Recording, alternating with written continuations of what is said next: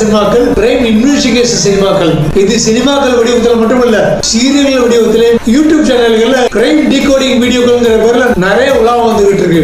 அதாவது இந்த மாதிரி சினிமாக்கள்ல கிரைம் சீரியஸ்கள்ல ஒரு கொலை எப்படி நடக்குது, அந்த கொலை நடந்த உடனே அந்த கொலையினுடைய இன்வெஸ்டிகேஷன் நாங்க வந்து டீகோட் பண்றோம்னு, அந்த கொலை எப்படி நடந்தது, அந்த கொலை நடந்ததுக்கான கிரைம் சீன், அடுத்து போலீஸ்காரங்க அந்த கேஸ்ல எப்படி எல்லாம் மூவ் பண்ணாங்க, ஃபாரன்சிக் டிபார்ட்மெண்டோட கான்ட்ரிபியூஷன் இந்த கேஸ்ல என்ன, போலீஸ்காரங்க அடுத்து என்ன ஸ்டெப் எல்லாம் எடுத்தாங்க, போலீஸ்காரங்க எப்படி விசாரிச்சு அந்த குற்றவாளியை கண்டுபிடிச்சாங்கன்னு, இவங்க இந்த கேஸை டீகோட் பண்றேன்னு எல்லா விஷயங்களும் இந்த யூடியூப் சேனல்களையும் இந்த கிரைம் இன்வெஸ்டிகேஷன் சினிமாக்களையும் போலீஸினுடைய நடவடிக்கைகளை அப்படியே ரிவீல் பண்ணிடுறாங்க. இத பாக்குற மக்கள் ஒரு 6 பேர் நல்லவனா இருக்கா, மீதி 4 பேர் கெட்டவனா தான் இருக்காங்க. சோ அவங்க பாக்குறவங்க என்ன பண்றாங்கன்னா, கொலை நடக்கும் போது அந்த கிரைம் சீன்ல இருந்து ஒரு போலீஸோட நடவடிக்கைகள், இன்வெஸ்டிகேஷன் நடவடிக்கைகள் எல்லாமே இப்படித்தான் போகும், அவங்க இந்த மாதிரி தடயங்களை தான் செக் பண்ணுவாங்கன்னு கரெக்டா அதெல்லாம் நல்லா அப்சர்வ் பண்ணிட்டு இவங்க அதை ஒரு பாடமாவே எடுத்துக்கிட்டு ஒரு டுட்டோரியல் வீடியோ மாதிரியே எடுத்துக்கிட்டு இவங்க கரெக்டா கணக்கச்சிதமா பிளான் பண்ண ஆரம்பிச்சிடுறாங்க. அடுத்து ஒரு குற்றம் பண்ணும்போது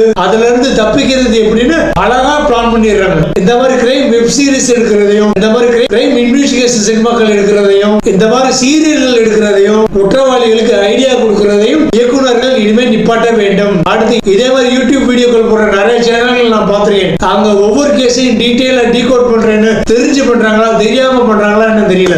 அவங்க ஒவ்வொரு கிரைம் கேஸையும் டீகோட் பண்ணும்போது குற்றவாளிகள் எந்த மாதிரி தடயங்களை விட்டுட்டு போறாங்க, அதை போலீஸ்காரங்க எப்படி கரெக்டா ஸ்மெல் பண்ணி அந்த குற்றவாளிகளை பிடிக்கிறாங்கன்னு அவ்வளவு அழகா சீன் பை சீனா எக்ஸ்பிளைன் பண்றாங்க. அதை பார்த்து நிறைய பேர் பாராட்டினாலும் இந்த மாதிரி வீடியோக்கள் எத்தனை மாதிரி குற்றவாளிகளுக்கு ரொம்ப யூஸ்ஃபுல்லா இருக்குது பாருங்க.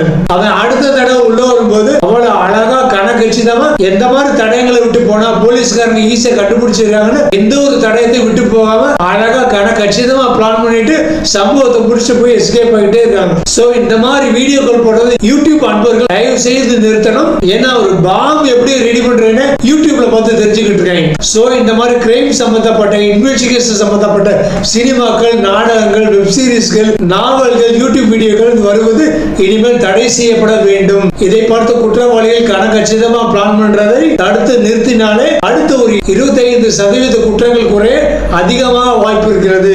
ஏன்னா இன்றைய இளம் சிறார்கள் இந்த மாதிரி வீடியோக்கள், சினிமாக்கள், வெப் சீரிஸ்கள் பார்த்து அதிகமான குற்ற செயல்களில் ஈடுபடுறதுக்கு அதிகமான வாய்ப்பு இருக்கு.